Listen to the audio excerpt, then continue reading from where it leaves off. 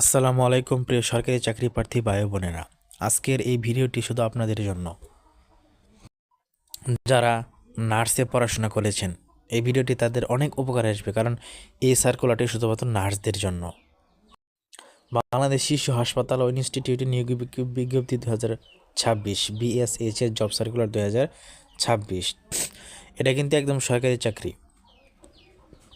শুরু হয়েছে 5 জানুয়ারি, শেষ হবে 20 জানুয়ারি, বেশি দিন নাই।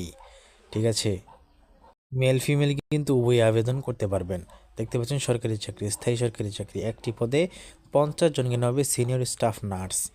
আর শিক্ষাগত যোগ্যতা diploma in nursing science and midwifery অথবা বিএসসি নার্সিং ডিগ্রিধারী হতে হবে। বয়স হচ্ছে 18 থেকে 32 বছর। বেতন হচ্ছে 16,000 থেকে 38,000 16তম গ্রেডে। দেখতে পাচ্ছেন আমরা সার্কুলারে চলে আসলাম। সিনিয়র স্টাফ নার্স ও জাতীয় বেতন স্কেল এত টাকা।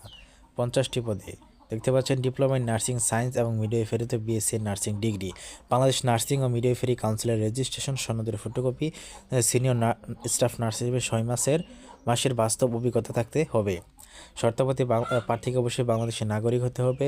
আবেদন ফর্ম এই ওয়েবসাইটে গিয়ে কিন্তু পাওয়া যাবে, এবং আবেদন ফর্ম ডাউনলোড করে যদি পূরণ করে আগামী 20 তারিখের মধ্যে অফিস সময়কাল 9 ঘটিকা হতে 2 ঘটিকায় সরাসরি ডাকযোগে নিম্ন স্বাক্ষরকারী ঠিকানায় পৌঁছাতে হবে।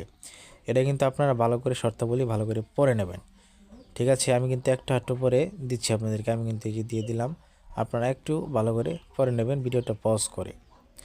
ঠিক আছে, কাগজপত্র লাগবে সেটাও কিন্তু আছে সত্যায়িত।